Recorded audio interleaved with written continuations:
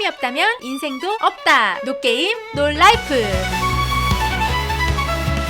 노겜노라 제로 극장판이죠? 이게 이렇게 스케일이 크고 감동적인 이야기였을 줄이야. 전 정말 재밌게 봤습니다. 울었다. 눈물이 찔끔 났다고. 대단한데? 날 울리다니.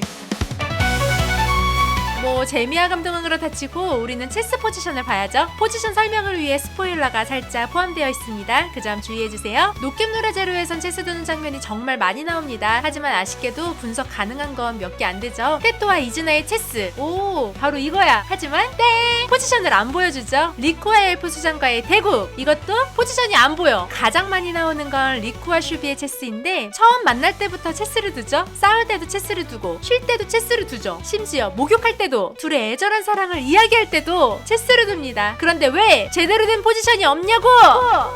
그나마 보이는 포지션이 이거 하나입니다. 그걸 먼저 보실까요? 둘이 유적에 갇혀서 무료한 시간을 보내기 위해 체스를 두는데 그걸 구성해볼게요. 리쿠가 100, 슈비가 흑으로 보입니다. 뭔 기물들이 다 똑같이 생겼지? 아마 제일 작은 게 폰, 그리고 이게 킹으로 보입니다. 이쪽 하단이 밝은 색인 것을 봐서 진영이 이렇게 위아래인가 싶지만 폰으로 보이는 기물이 끝랭크에 있단 말이죠. 폰은 절대로 1랭크와 8랭크에 있을 수 없죠. 그렇게 따지고 봤을 때 이쪽이 백진영, 저쪽이 흑진영이겠네요. 그래서 구성을 짜보자면 짜잔! 이렇게 됩니다. 폰 구조가 참 괴랄합니다. 서로 킹사이드 폰 푸시를 하면서 뭔가 엄청난 교환이 일어난 것 같습니다. 그 뒷공간에 슈비의 두 메이저 피스가 침투해서 바로 백킹 앞에 붙어있네요. 퀸과 룩의 협공. 이렇게 체크메이트가 된 그림으로 보입니다. 너무나도 당연한 슈비의 승리. 극중의 슈비는 기계 종족입니다. 체스 엔진과 같은 지능을 갖고 있기 때문에 애초에 리쿠가 이기는 건 불가능했죠.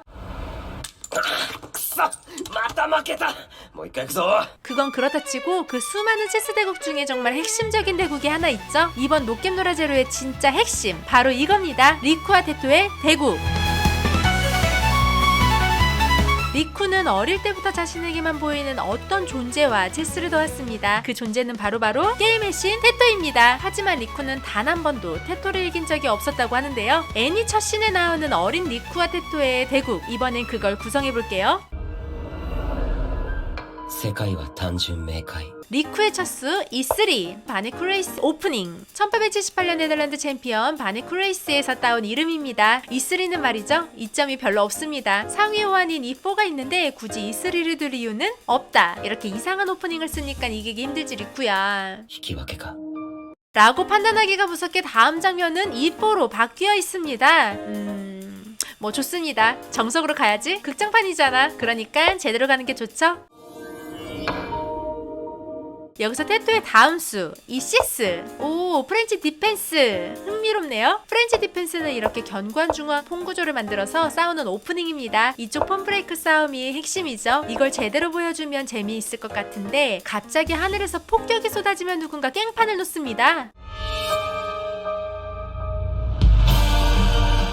뭐요 이게. 어쩔 수 없이 게임은 여기서 중단되고 말죠. 그렇게 시간이 흐르고 흘러 애니 마지막 장면, 자신의 모든 것을 던져 전쟁을 무승부, 바로 스테일메이트로 끝내버린 리쿠. 그의 노력과 희생으로 이 세계에 평화가 찾아왔습니다. 비록 리쿠는 죽고 없지만 테토와의 체스는 계속 이어집니다. 어떻게? 리쿠가 죽기 전에 코로나도라에게 이런 유언을 남기죠. もし全てうまくいったら白いルークを E の6に動かしてくれるか 룩 E6. 테토와의 게임에서 룩을 E6로 대신 옮겨달라는 유언을 남깁니다. 포지션은 다음과 같습니다.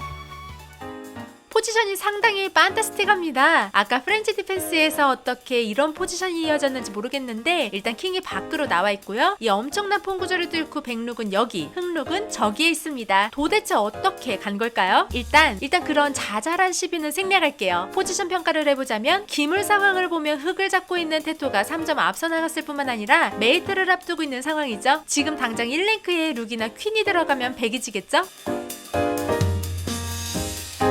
아니면 비트를 잡고 들어가도 되고요. 흑이 만들 수 있는 메이트 수순이 여러 개입니다. 100으로선 상당히 어려운 상황으로 보입니다. 그런데 여기서 리쿠의 유언으로 수가 이어집니다. 룩 E6 체크!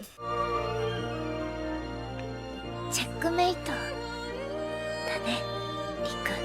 그런데 코로나도라는 이걸 체크메이트, 100의 승리로 판단합니다. 여러분이 보시기엔 어떤가요? 100이 이겼나요?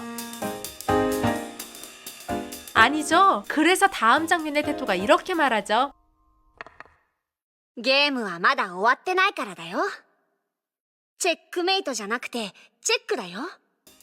이건 끝이 아닌데 루기 6는 체크메이트가 아니라 그냥 체크잖아. 그렇죠? 여기선 퀸으로 그 앞을 막는 수가 있습니다. 그럼 백으로서 퀸을 따내고 이득을 취한 것처럼 보이지만 이렇게 되면 오히려 백이 지는 게임이 되죠. 왜? 퀸 잡고 들어온 룩을 킹으로 되잡는다 치더라도 H2의 룩이 1랭크로 들어가는 걸 막을 방법이 없습니다. 이걸 어떻게 막나요? 그 어떻게든 발버둥을 치더라도 룩은 결국 1랭크에 들어가게 될 거고요. 흑이 이기게 됩니다. 그래서 테토는 이 포지션을 단순히 수명을 연장하는 체크라고 판단을 한 거죠. 하지만 곧 그 생각이 들렸다는 걸 발견하게 됩니다. でもこれじゃあパーペチュアルチェックに持ち込まれたね。 여기서 살짝 작화 오류가 있는데 갑자기 말도 안 되는 포지션으로 바뀝니다. 이건 작화 오류로 봐야죠. 그러니까 이건 무시하고 이전 포지션 기준으로 따져보도록 할게요. 여기서 퍼페추얼 체크란 무한 체크를 말합니다. 여러분이 보시기엔 어떤가요? 무한 체크각이 보이시나요? 여기서 화면을 멈추고 어떻게 무한 체크가 가능한지 한번 찾아보면 좋을 것 같네요. 생각해보셨나요? 이때 다음 수 퀸을 잡으면 안 됩니다. 아까 이야기했듯 퀸을 잡는다 해도 룩이 1랭크에 들어가는 걸 막을 수 없다고 했죠. 그래서 다른 수가 필요하죠. 그건 뭐다? 탁월한 수 나이트 2, 7 이게 들어갑니다. 이게 뭐죠? 나이트 E7 체크! 킹은 어디로 피하나요? H6가 유일하겠죠? 그리고 이 나이트를 퀸으로 잡을 수도 없습니다. 왜? 핀에 박혀있죠? 퀸은 움직일 수 없습니다. 그러니 킹 피하고요. 그럼 또 어떻게? 나이트 F5 체크! 여전히 퀸으론 나이트 못 잡습니다. 또 어쩔 수 없이 킹을 움직여야죠. 그럼 또 나이트 체크! 킹 피하고요. 또 나이트 체크! 킹 피합니다. 놀랍게도 이렇게 무한 체크가 가능합니다. 이건 좀 멋진데? 이야, 테토조차 생각 못했던 무승부가 이런 수가 있었네요. 결국 판을 지배하며 승리를 눈앞에 둔 테토는 이 멋진 무승부 탁월수에 무릎을 치게 된 거죠. 初めてだね。僕と引き分けたの。 여기서 승부를 보지 못한 테토. 그 둘을 환생시켜 다시 만난 게임의 승부를 보자는 이야기로 보입니다. 비록 작화 실수와 억지로 짜인 포지션은 아쉽긴 했지만 탁월한 수 하나가 그 아쉬움을 말끔하게 날려버린다 봐도 괜찮을 것 같네요. 멋져! 강추! 노게임 놀라이프의 체스! 오늘은 그 네 번째 영상으로 극장판에 나오는 포지션들을 살펴봤습니다. 어떠셨나요? 오늘 영상은 여기까지. 그럼 체스마타 다음 영상에 다시 찾아뵙겠습니다. 다음에 다시 만나요. 여러분 안녕!